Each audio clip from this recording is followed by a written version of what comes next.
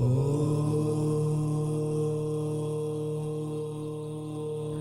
बार की बात है, तथागत गौतम बुद्ध से उनके एक शिष्य ने पूछा कि कर्म क्या है। यह सुन गौतम बुद्ध मुस्कुराए और उन्होंने जवाब दिया, कर्म को समझाने के लिए मैं तुम्हें एक कहानी सुनाता हूँ। इस कहानी को सुनने के बाद तुम सभी यह समझ जाओगे कि कर्म क्या है। गौतम बुद्ध ने कहानी सुनानी शुरू की कि एक राज्य में एक राजा राज करता था। एक बार वह अपने मंत्री के साथ देश का भ्रमण करने निकला। भ्रमण करते करते राजा और मंत्री एक बाजार में पहुंच गए। उस बाजार में राजा का ध्यान एक दुकानदार के ऊपर गया। उस दुकानदार को देखते ही राजा के मन में ना जाने क्यों यह विचार आया कि मैं इस दुकानदार को कल फांसी की सज़ा दे दूं। यह बात राजा ने अपने मंत्री को बताई। मंत्री कुछ बोले कि उससे पहले ही राजा उस दुकानदार की दुकान के सामने से आगे निकल चुके थे और दूसरी बातें करने लगे। मंत्री बहुत ही चिंतित हो गया। वह यह बात समझ नहीं पा रहा था कि आखिर दुकानदार की गलती क्या है। दुकानदार से बिना कुछ बात किए, बिना कुछ सोचे समझे महाराज ऐसा फैसला लेने के बारे में क्यों सोच रहे हैं। राजा और मंत्री भ्रमण करने के बाद राजमहल वापस चले गए, लेकिन मंत्री को रात भर नींद नहीं आई। सुबह जागने के बाद मंत्री एक साधारण प्रजा का रूप बनाकर उस दुकानदार के पास गया और उस दुकानदार से पूछा, तुम बेचते क्या हो? दुकानदार ने जवाब दिया, मैं चंदन की लकड़ियाँ बेचता हूँ। फिर मंत्री ने आसपास के लोगों से दुकानदार के बारे में पूछना शुरू किया। सबने जवाब दिया कि दुकानदार किसी से बोलता नहीं, हमेशा दुखी रहता है। मंत्री को बात समझ में आ गई। वह मंत्री फिर वापस दुकानदार के पास गया और उस दुकानदार से पूछा, तुम दुखी क्यों रहते हो? दुकानदार ने बताया, मैं दुखी इसलिए रहता हूँ क्योंकि मेरे दुकान पर लोग आते हैं, चंदन की लकड़ियाँ सूंघते हैं और बोलते हैं बहुत ही सुंदर है, बहुत ही अच्छी महक है, लेकिन कोई खरीदता नहीं, इसलिए मैं बहुत दुखी रहता हूँ। मंत्री को भी दुकानदार की बात सुनकर दुख हुआ। उसने सोचा कि आखिर कोई भी दुकानदार दुखी क्यों ना हो अगर उसके दुकान का कोई भी सामान खरीदा ना जाए, जबकि सामान में कोई कमी ना हो। मंत्री सोचने लगा कि यह दुकानदार अपने दुखों की वजह से इतना दुखी रहता है, परंतु राजा इस दुकानदार को फांसी पर क्यों लटकाना चाहते हैं। अर्थात राजा के मन में आए हुए विचार का उत्तर अभी तक मंत्री को नहीं मिला था।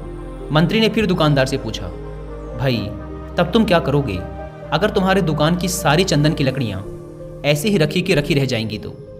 दुकानदार ने गुस्से के भाव में बोला, हाँ मैं जानता हूँ कि मेरी चंदन की लकड़ियाँ ऐसी ही रखी रह जाएंगी, इन्हें कोई नहीं खरीदेगा। इसीलिए तो मैं सोचता हूँ कि हमारे देश का राजा जल्दी से जल्दी मर जाए। अगर वह जल्दी से मर जाता है तो मैं उस राज दरबार में उस राजा के दाह संस्कार के लिए अपनी चंदन की लकड़ी दे देता, जिससे मुझे कुछ पैसे भी मिल जाते और इस बाजार के अलावा बाकी के लोगों को भी मेरी चंदन की लकड़ियों के बारे में पता चलता। तब फिर शायद कुछ न कुछ लोग मेरी दुकान से चंदन की लकड़ियाँ खरीदने जरूर आते। मंत्री दुकानदार की बात को सुनकर सब कुछ समझ गया, लेकिन मंत्री बहुत चतुर और समझदार भी था।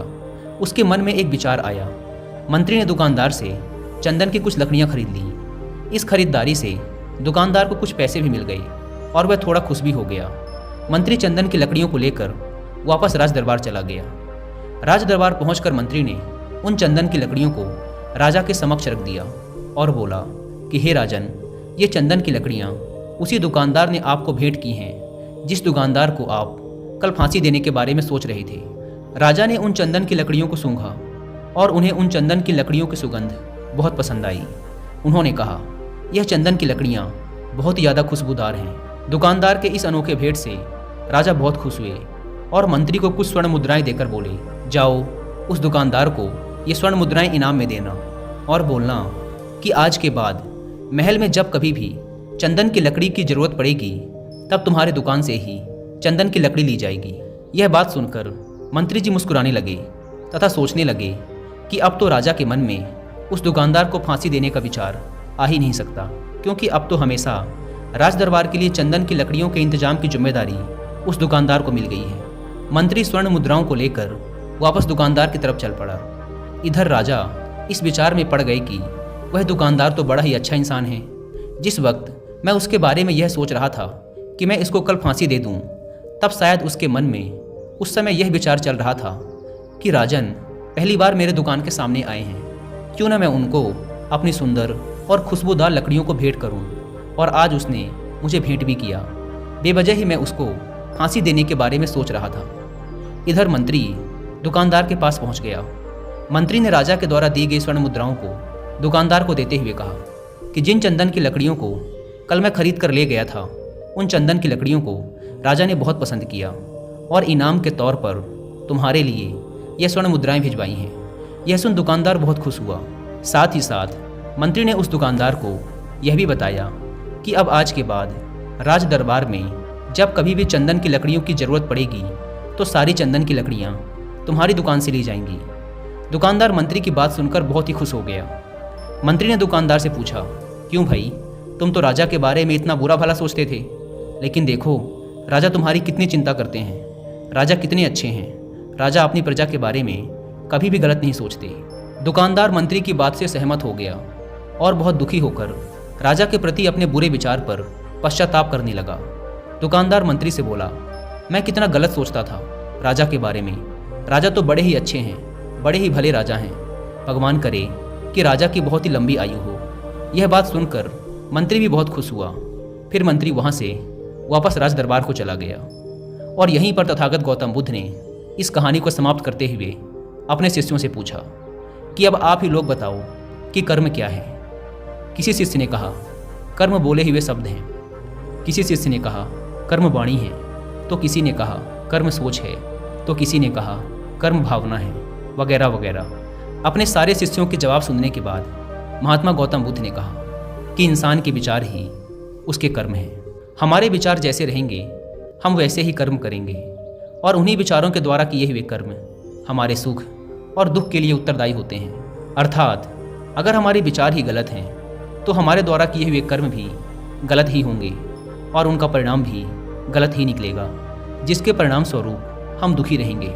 अगर हमारे विचार सही रहेंगे तो हम सही कर्म करेंगे, सही कर्म करेंगे तो फिर सही फल मिलेगा, जिससे हमारे जीवन में सुख आता है। दोस्तों, अब हम कर्म को थोड़ा आसान भाषा में समझने की कोशिश करते हैं। कर्म का अर्थ है कार्य।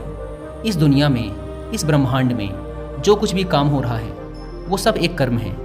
असल में देखा जाए तो कर्म क्रिया और प्रतिक्रिया के साधारण से सिद्धांत को फॉलो करता है। हम जो भी कार्य करते हैं वो एक कर्म है और फिर क्रिया और प्रतिक्रिया के सिद्धांत के अनुसार हर कर्म का एक परिणाम भी होता है। जैसे कांच के गिलास को फेंकना एक कर्म है और उसका टूट जाना उसका परिणाम। अत्यधिक बारिश होना एक कर्म है और बाढ़ आना उसका परिणाम। असल में परिणाम हमारे हित में होगा या अहित में, ये पूरी तरीके से हमारे द्वारा किए गए कार्य पर निर्भर करता है। ज़्यादातर लोग ये सोचते हैं कि ऊपर आसमान में कोई बैठा है जो निर्णय लेता है कि किसके जीवन में सुख देना है और किसके जीवन में दुख, जबकि असल में हमारे कर्म और फिर उनके द्वारा मिलने वाले परिणाम ही हमारे सुख और दुख को निर्धारित करते हैं। इसीलिए हमारी भारतीय परंपरा में ये कहा जाता है कि आप अपने भाग्य के निर्माता स्वयं हैं। असल में कर्म का परिणाम ही भाग्य है और हमें कैसे कर्म करने हैं ये पूरी तरीके से हमारे हाथ में होता है। तो जब कोई अच्छा कर्म करता चला जाता है तो उसका भाग्य भी अच्छा होता चला जाता है। जैसे अगर दो बच्चे हैं और उसमें से एक बच्चा बचपन से ही नई चीज़ों को सीखने और जानने का प्रयास करता रहता है, वो हमेशा ही जो भी करता है उसमें अपना सर्वश्रेष्ठ देने की कोशिश करता है।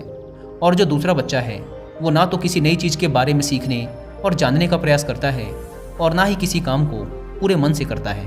तो समय बीतने के साथ वो पहला वाला बच्चा अपने जीवन में काफ़ी सफल इंसान बन जाता है, जबकि दूसरा बच्चा सालों बाद भी अपने जीवन में संघर्ष कर रहा होता है। अब यहाँ पहले बच्चे को देखकर दूसरा बच्चा बड़े ही आसानी से कह देगा कि उसकी तो किस्मत अच्छी थी, लेकिन नहीं, असल में उसके कर्म अच्छे थे, जिसके परिणाम स्वरूप उसकी किस्मत भी अच्छी होती चली गई।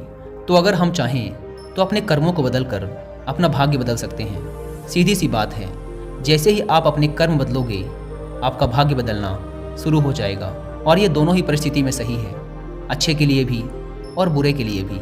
लेकिन असल में कोई इंसान कैसे कर्म करता है ये मुख्य रूप से उसके माता पिता, परिवार, समाज और आसपास के माहौल पर भी निर्भर करता है। ज़्यादातर केसेस में एक एक्टर का बेटा एक्टर बनने की ही कोशिश करता है, इंजीनियर का बेटा इंजीनियर और डॉक्टर का बेटा डॉक्टर। इसका कारण ये है कि हमारा शरीर और मन अपने आसपास से ही सूचनाएं इकट्ठा करते हैं और हम हमारे अंदर मौजूद सूचनाओं और ज्ञान के आधार पर ही कोई कार्य करते हैं और फिर हमें उसी के अनुसार परिणाम भी मिलते हैं। असल में हम अपने रोज़ के कामों का 99% अनकॉन्शियस तरीके से करते रहते हैं, क्योंकि हमारा शरीर और मन प्राप्त सूचनाओं को याद रखता है और फिर उन्हें दोहराता रहता है। जैसे जब हम कार चलाना सीख रहे थे, तब हम एकदम पूरी कॉन्शियसनेस के साथ हर चीज़ पर ध्यान रख रहे थे कि स्टीयरिंग कहाँ है, ब्रेक कहाँ है।